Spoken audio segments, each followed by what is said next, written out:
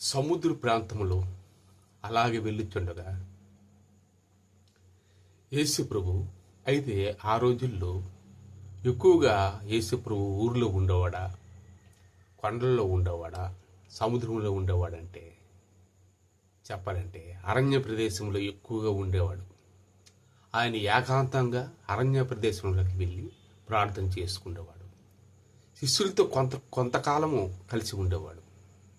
ఎక్కువ టైం మాత్రం కాదు. తల్లిదండ్రుల దగ్గర కూడా ఎక్కువ టైం ఏమో కాదు. తల్లిదండ్రుల దగ్గర కొంత మట్టుకే ఉండేవాడు. ఆయన ఎక్కడికి వెళ్తారు ఏమిటి అంటే అరణ్య ప్రదేశంలోకి వెళ్ళుచున్నాడు. ఆయన వెనకతలు ఎవరు వెళ్ళేవారు కాదు. ఆయన ప్రార్థన చేసేటప్పుడు ముఖం ఒక తేజస్వం. ఆ తేజస్వం సామాన్యమైన విషయం కాదు. అలాగా శిష్యులు కూడా ఆయనతో పాటు ఉండేవాళ్ళు. కానీ వాళ్ళు దైవ కుమారుడు కనుక ఆయన ఏకాంతంగానే ఎక్కువగా గడిపేవారు. ఆయన మామూలుగా అందరిలాగా కాదు. అందరిలో ఎక్కువ శాతం ఉండడము కూడా కాదు. కొంతమంది మన దేశంలో కూడా కొంతమంది యమనీయ పర్వతం మీదకి యేసుప్రభు వచ్చాడు, ఇంకోదారుగా వచ్చాడు అని మునేశ్వరులు, కొంతమంది నాయకులు, అక్కడక్కడ పాండితులు, వాలీయులు కొన్ని వాళ్ళ గ్రంథాల్లో రాసుకుంటారు. భవిష్యత్ పురాణం ఏవో కొన్ని గ్రంథాల్లో. అంటే అది నిజమా లేదా అని ఆలోచించాలి అనుకుంటే యేసుప్రభు దేవుడు కనుక ఇందు గలవాడు అందులేడు, అందుగలవాడు ఇందులేడు అనే విషయం ఉండొచ్చు. ఎందుకంటే ఇదే టైం ఇప్పుడు అమెరికాలో ఉండగలడు, ఇక్కడ ఉండగలడు. ఎందుకంటే ఒక శతాధిపతికి కుమారుడికి జ్వరం వచ్చిందని వాళ్ళు వచ్చారు ఆ ప్రభు దగ్గరికి. ఎన్ని గంటలకి? 12 గంటలకి. వాళ్ళు వెంటనే నా కుమారుడికి జ్వరంగా ఉందని చెప్పగానే తగ్గిపోయింది, వెళ్ళు బాగానే ఉన్నాడు, ఏదో ఇంట్లో ఏదో జబ్బు అనుకుంటా, ఎక్కడ తగ్గలేదు, ప్రభు దగ్గరికి వచ్చారు వాళ్ళు. తగ్గిపోయింది వెళ్ళు మన అన్నాడు. అదేంటి అని ఆశ్చర్యపోయి సరే గుర్రం వెనక్కి తిప్పి వెళ్ళిపోతాను. వెంటనే ఆయన దగ్గర ఉన్న శిష్యులు వచ్చేసి, ప్రభువా, అయ్యగారు తగ్గిపోయింది మీ కుమారుడికి, హ్యాపీగా ఉన్నాడు అన్నారు. ఎన్ని గంటలకి? 12 గంటలకి. ఇప్పుడు ఆయన చెప్పింది 12 గంటలే. ఆయన చెప్పడం అక్కడ జరగడం అంటే అక్కడ ఉన్నాడు ప్రభు, ఇక్కడ ఉన్నాడు. అసలు ప్రభు అసలు పేరు ఏం పేరు? ఉన్నవాడు అనువాడు. యేసు ప్రభు ఎంత వయసు ఆయనకి? నువ్వు ఎప్పుడు ఉన్నవాడవు?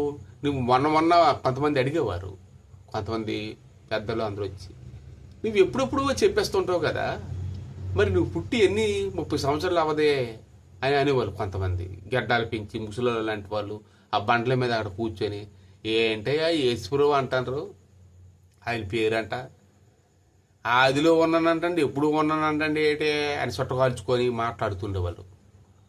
అయితే ప్రభువు చెప్పిన మాట ఏంటంటే అబ్రహం టైం అప్పుడు కూడా నేను ఉన్నాను అన్నాడు, ఇప్పుడు ఉన్నాను అన్నాడు. అసలు మోసే గారితో అక్కడ వాళ్ళ మామగారు మందం మేపుతున్నప్పుడు పొదల నుంచి అగ్ని జ్వాలల లాంటి దేవుని ఆత్మ వచ్చి మాట్లాడినప్పుడు, నా పేరు ఏం పేరు ప్రజలకు నువ్వు చెప్తావు తెలుసా అని చెప్పి ఉన్నవాడును అనువాడును అన్నాడు. అంటే ఉన్నవాడు అనువాడు దేవుడు. దేవుడి పేరంటే ఉన్నవాడు అనువాడు. అంటే ఇప్పుడు ఉన్నవాడు లేనివాడు. ఇప్పుడు భూమి మొదటి నుంచి లాస్ట్ వరకు ఉన్నవాడు. అంటే ఇలా చూడగానే మనం కంటికి కనబడ్డ కదా లేనివాడు, ఉన్నవాడు, ఉన్నవాడును అనువాడును. అంటే కొంతమంది దేవుడు ఉన్నాడా పాపం చేయొద్దు అంటారు చూసి క్యాజువల్గా. అది ఉన్నవాడు అనువాడు. దేవుడు ఉన్నాడు అంటారు కదా, అదే అనువాడు. ఎక్కడికెక్కడ ఆయన నామాన్ని స్మరిస్తారు. అనువాడు. ఉన్నవాడు అంటే ఎప్పుడు ఉన్నవాడు, నిరంతరము కూడా. అందుకే అబ్రహం టైం ఎప్పుడు ఉన్నాడు, ఎప్పుడు ఉన్నాడు యేసు ప్రభు. ఇది చిన్న విషయం కాదు. అయితే సముద్ర తీరంలో వెళ్తున్నప్పుడు పేతురు గారిని పిలిచారు ప్రభు. ఆ సముద్రంలో చేపలు పడుతుండగా ఆయన్ని చూసి, అయ్యా పేతురు ఇలా రా అని పిలిచాడు. మీరు ఎవరో నాకు స్నేహమే కానీ మీరు ఎందుకు నన్ను పిలుస్తాను, నా పని చేసుకుంటాను కదా అన్నాడు. తెలుసు కానీ అలాగా అన్నాడు. కానీ నీవు ఈ చేపలు పట్టిన జాలరో కాదయ్యా అన్నాడు. అదేంటని ఆయన ఆశ్చర్యపోయాడు. ఆయన జాగ్రత్తగా విను, నువ్వు మనుషులు పట్టిన జాలరుగా నిన్ను చేస్తాను అని యేసుప్రభు చెప్పాడు అని ఆశ్చర్యపోయాడు. ఆయనకు అర్థం కాలేదు అది. కానీ పేతురు గారు చాలా దగ్గరలో నీటి మీద నడుస్తున్నవాడు పేతురే.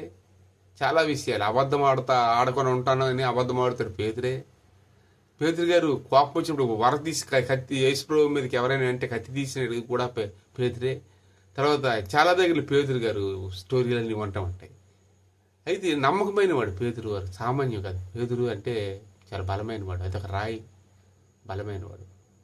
అయితే ఆ పేతురు గారు, నీవు మనుషులు పెట్టిన జాలరుగా నేను చేస్తానన్నాడు. అయితే మనుషులు పెట్టిన జాలరుగా అయిందంటే అది ఏంటనుకో, చేపలు పట్టిన వాడిని తీసుకొచ్చేసి మనుషులు పట్టిన వాడి కంటే ఆశ్చర్యం కదా. కానీ దేవుని ఆత్మీయ అర్థాలు వేరే ఉంటాయి. అవేంటంటే అర్థం వేరే, భావం వేరే. ఆత్మీయ అర్థం అనేది ఎవరికీ అర్థం కాదు. బైబిల్ ఇప్పుడు కూడా చాలామంది క్రిస్టియన్స్ ఎలాగో అంటారు, యేసుప్రభు అంట అని చాలామంది అంటారు.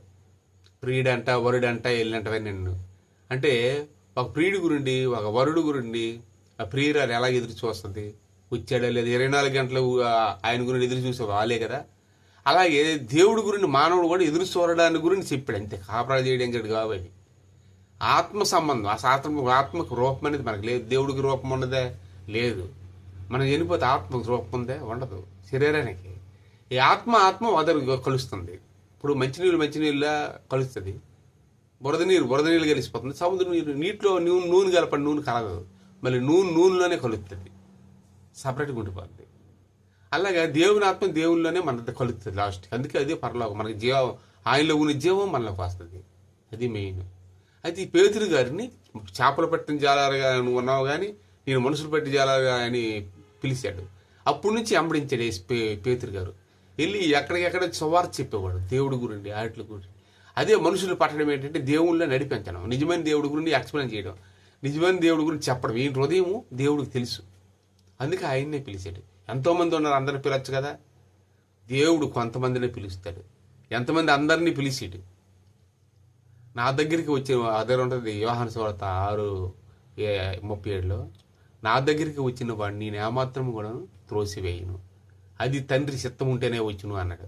ప్రభు దగ్గరికి ఎవరు వచ్చినా ఆయన త్రోసివేయడు, కానీ దేవుడి చిత్తం ఉంటేనే వాడు వస్తాడు. దీని అర్థం ఏంటంటే ఇష్టాసారంగా పాపం చేసి ఇష్టాసారంగా నచ్చినట్టు జీవించితే అందరూ పరలోకి వెళ్ళిపోరు. దాని అర్థం అది. తండ్రి చిత్తం కూడా ఒకే అనాలి. దేవుడికి ఇష్టమై ఉండాలి. దేవుడు ఆయనే ఓడార్థంగా చెప్పాడు కొన్ని విషయాల కన్నా. దేవుడు ఆయనకి ఇష్టమై ఉండాలి. అప్పుడు వాడు రక్షణ పొందుతాడు. చాలామంది రక్షణ పొందరు, పిచ్చోళ్ళలాగా ఉంటారు. అందరూ మారిపోతారు అనుకుంటారు చాలామంది. అందరూ మారరు. ఆయన అనుగ్రహం ఉంటేనే వాడు మారుతాడు. ఈ రోజున మనం రక్షణ పొందామంటే మనందరం దేవుడిని ప్రార్థిస్తాం, పరిశుద్ధాత్మ పొంది ఆయనలో నడుస్తాం. పేతురు గారిని కలుపుకొని ఆయన అనుగ్రహం, ఆయన ఇది ఉండబట్టి మనం మారాం. ఆయన చేర్చుకున్నాడు, కృప ఇది ఉంది కాబట్టి, చిత్తం ఉన్నది కాబట్టి. నా దగ్గరికి వచ్చిన నేను ఏమాత్రం త్రోసివేయను, తండ్రి చిత్తం ఉంటేనే వాడు నా దగ్గరికి వచ్చిన యేసు చెప్పాడు. చాలా జాగ్రత్తగా అర్థం చేసుకోండి. మనం చేపలు పెట్టిన జాలర్లుగా ఉండాలి. అంటే మనుషులు సువార్త చేస్తే మనిషి రెచ్చంపడితే చేపను పెట్టినట్టు లెక్క. చేప దేనికి సాదృశ్యం అంటే ఆత్మీయ జీవితానికి. చేప అనేది ఆత్మ గురించి. ఎన్ని మనకి దర్శనాలు వస్తుంటాయి, చేపలు దొరికినట్టు, చేపలు పెట్టినట్టు. అంటే ఆత్మల్ని మనం రక్షించాలి. రక్షించినవి చేపల రూపంగా దేవుడు చూపిస్తాడు. అదే చేపలు, ఆ చేపల నుంచి మనుషుల్ని రక్షించడం, వాళ్ళు వేసి పెట్టినట్టు లెక్క దేవుళ్ళు నడిపించడం. అదే ఆత్మీయ చేప. Thank you.